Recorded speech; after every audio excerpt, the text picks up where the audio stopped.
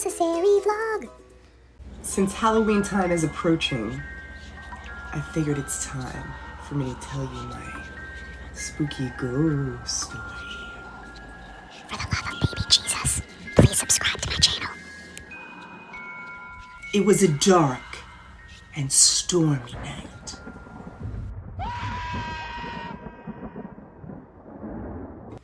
No, actually, I have no idea. I know it was like late at night, but I don't think it was storming.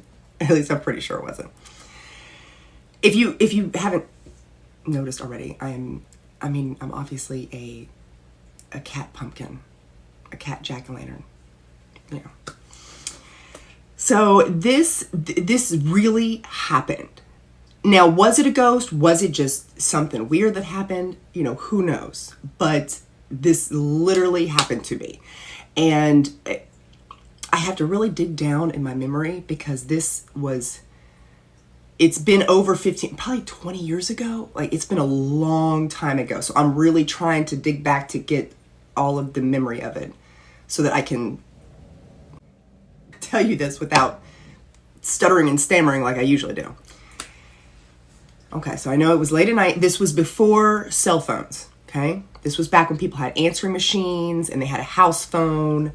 And there technically were cell phones, but like not a lot of people had them. And if you did, they were just the kind that, you know, just bare minimum stuff. It was like the brick phones where you could just dial numbers and like there was no internet on it. I thought that.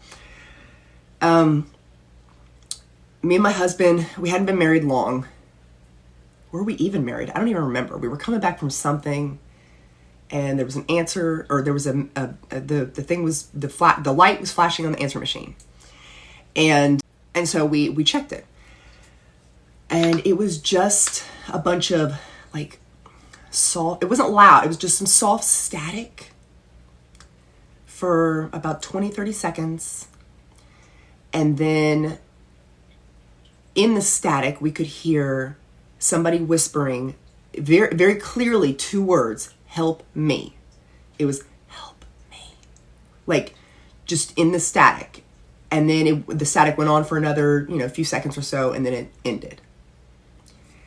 I was thinking, okay, well, this could be a prank. I was thinking this could be an elderly person that maybe dialed the wrong number by mistake, or somebody really needs help. I didn't know what to do, but they clearly said, help me. So I remember us calling 911, the non-emergency. We explained the situation to them, and they said, well, can you play it back and, let me hear it over the phone, and she was like, oh, okay. Let me, what number is it from? And this was back in the day where we could actually, obviously everyone knows it, everyone has this on their phone now, but back in the day, this was really high tech. We could, we had like caller ID, which was like, whoo, we were moving up in the world if you got caller ID. This is where things get a little bit hazy on exactly what, I can't remember what state it was, but it was a state far away from Kentucky. And I believe it started with an M, but I can't for the life of me remember what state. This was so many years ago, so many. It was just a little bleep in my whole life, and, so she got us in touch with a police station in that state. And we had him listen to it over the phone. And he also agreed, like, okay, yeah, that does, it's hard because we had to play it over a phone for somebody else to listen to. So it's, and he said, yeah, it kind of does sound like something's, yeah. So I'm going to look into this. And he said, I will call you back. Because, I was a little worried. Part of me was like, it could be a prank, but part of me was like, somebody could really be hurt and not be able to reach a phone. Like that was their last ditch effort hope. Like we were their last hope, So I felt like there was a lot, riding on this. Like I wanted to make sure everyone was okay. So about an hour passes and we get a call from that police officer. And he said, you're not going to believe this. We're like, what? He said, I checked the number. You know how, they can from a number they can figure out like what house and where they're located, or where like a call came, all that stuff. I don't know nothing about that, but they know information and stuff in their database system or whatever they call it. And he said, I was able to find out where the call came from, and that house is no longer there. And we were like, well, what do you mean? He said it burnt down. I don't know if he said many years ago, burnt down a couple of years ago, burnt down a year ago. I can't remember exactly, but he said it had burnt down. And no one was there, obviously, anymore. And there was no electricity. There was no phone there. There was no electricity there. It was just a house that was literally burnt down to the ground.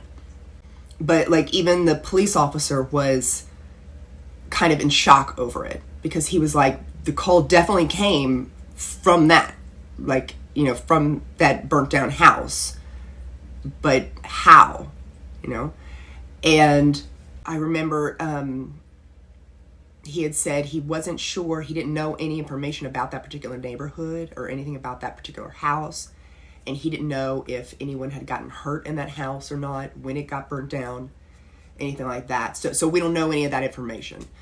And so that, that was basically it. We were like, okay, well, we did all we could, so that's that. I wish this would have happened more recently, like at least in the past 10, 15 years, because, or at least 10 years, the past 10 years, because I feel like technology has been so much different now, and we would have been able to get more information. Like, if this happened today, I would have gotten on Google and try to do Google Maps and try to figure out like exactly we can search up stuff. We can search up, like I would have searched up like burnt houses in this particular state, and I would have been able to figure out but at the time that just wasn't really a thing. I mean, yes, the internet was a thing, but people didn't really use Google like they do now to like search up stuff and do research and find out stuff on people. And so I really wish I knew, what happened in that house. Did somebody get hurt? And why did we get that call from, that said, help me? Like, it clearly said, help me, so just so many questions that I wish I had answers for. And I wanted my husband to save that recording, because I thought, one day somebody's not going to believe us. We need to save this recording. He's like, okay, yeah, and you know how husbands are. Oh my God. So bless his little heart. When we moved, he just, at that time, answering machines and house phones weren't really a thing anymore. So that was just one of the things he had put in the trash pile, is the answer machine. And I didn't know he'd done that. And so it's long gone now. It's long gone now. But I would love to still have that recording. And I would have loved to have figured out exactly what happened. But, so like I said, was it a ghost? Could have been. Was it some, like maybe if you don't believe in ghosts, maybe it was some type of spirit or some kind. It could have been a prank. Who knows? But I'm going with ghost story because, it sounds more fun. Because I totally believe in all that stuff. And even if you don't, you have to believe in like science and how science works, in the logic behind how whatever energy we are putting out there, energy cannot be created or destroyed. It can only be like transferred. And I feel like if somebody died really peacefully and very happy, that energy like stays in that space. It doesn't go, like, where's it going? It doesn't, energy doesn't die when you die. your energy, and let's say somebody died really traumatically and scary, then I feel like when you are in that area, you're gonna feel it. You're gonna feel it. If nothing else, it may be not a ghost or spirit if you don't believe in that stuff, but you're gonna at least feel that feeling of uneasiness, like something wasn't right here, you know? I don't know. I'm just a girl wearing some cat ears. What do I know? But anyway, I hope you guys have a great Halloween, and I will see you later.